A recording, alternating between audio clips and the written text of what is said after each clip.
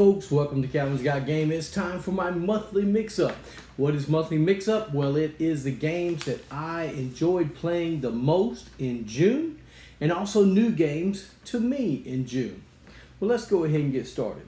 So, first of all, we'll start off with the games that we had the most fun playing. For me, the first one is Lost Legacy, the Starship. It's by AEG. It's for 2 to 4 players, takes about 10 minutes to play. Now, this game is, if you've ever played Love Letter, this game is kind of on the same page as Love Letter. There's some things that can knock you out, and you can look at other people's hands and stuff, but you're trying to find this starship. It's only got about 16 cards, just like Love Letter. It's just a really nice game, and I really enjoy playing it. Then there was Goatfish. Goatfish is by Cloudbreak Games. It's for 2 to 5 players, takes about 10 to 20 minutes to play.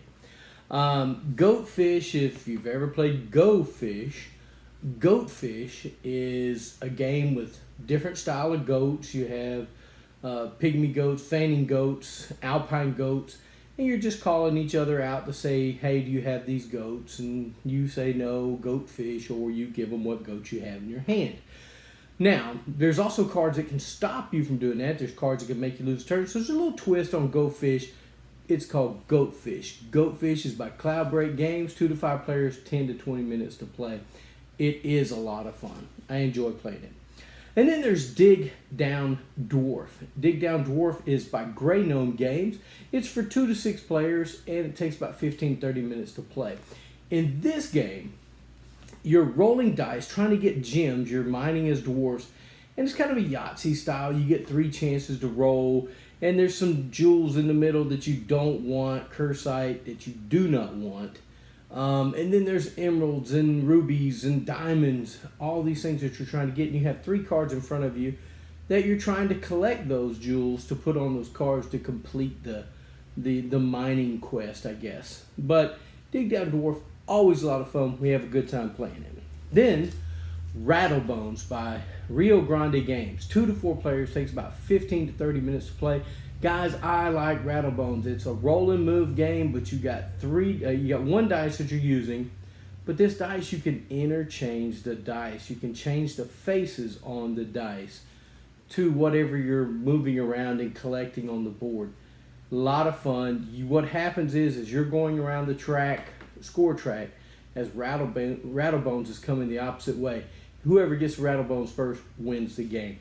Rattle Bones, I really enjoy it. One of my favorites.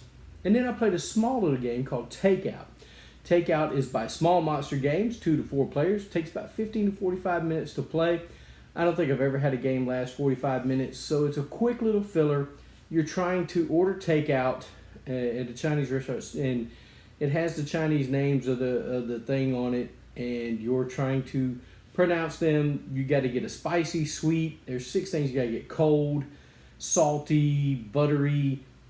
I can't remember all of them, but you're trying to get all those on your table.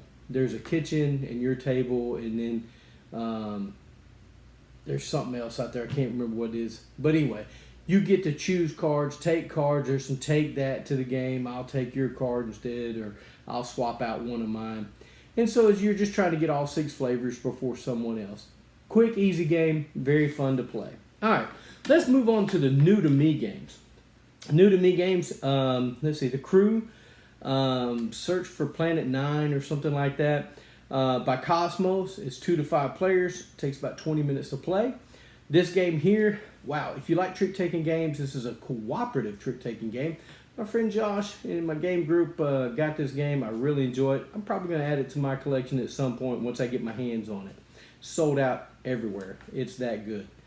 Then we have, which I cannot pronounce, it's by WizKids Games. It's Fabulous, I don't know.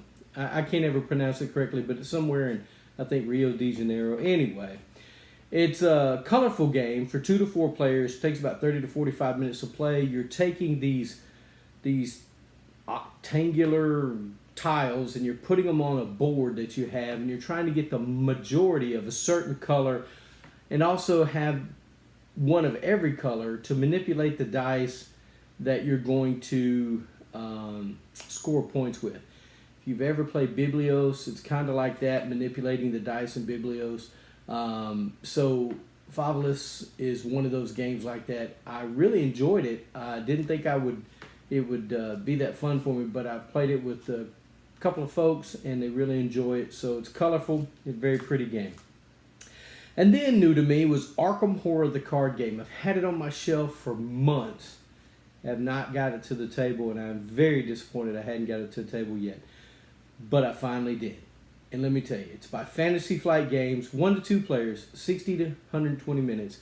I played it 2-player, I didn't play it solo.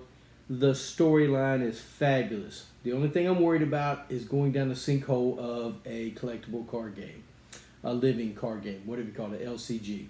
I'm a little worried about that because once, let me look back here, folks.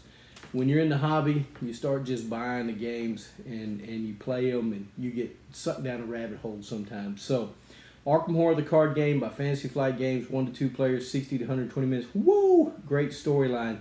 Check it out.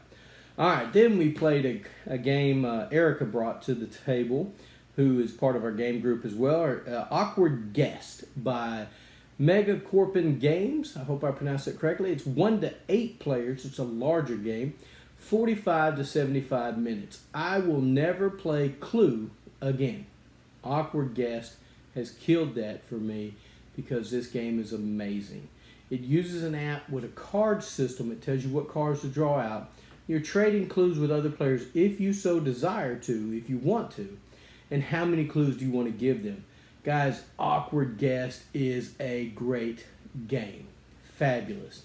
Go check it out. Megacorpin Games, 1 to 8 players, 45 to 75 minutes. It's harder to find, but it's well worth it. Go check it out.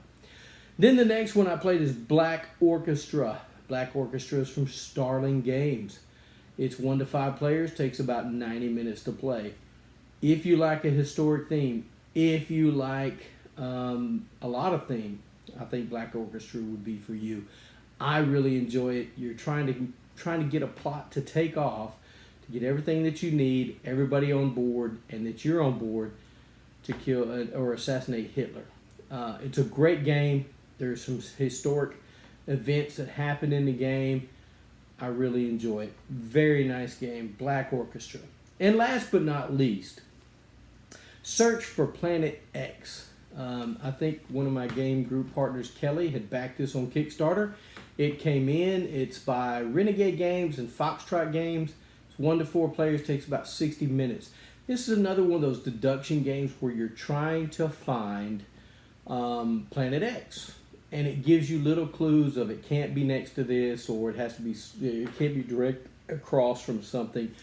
But it is a deduction game, and it does a great job of that. It's a little harder for me, or not harder, but it's a little more, I think, than Awkward Guest. I think Awkward Guest might be just about a family weight game. And I think Search for Planet X might be a step up. So if you're looking for some deduction games, I made a video of my top deduction games. Go check it out. I think if you like Clue, it's, for people who like Clue and you like the deduction aspect of it, some of those games might be on there. Go check it out. Hey guys, thank you for watching Calvin's Got Game. Get a board game to the table. Spend time with your friends and family. Thank you. Remember to subscribe and click that bell for alerts when new videos come out.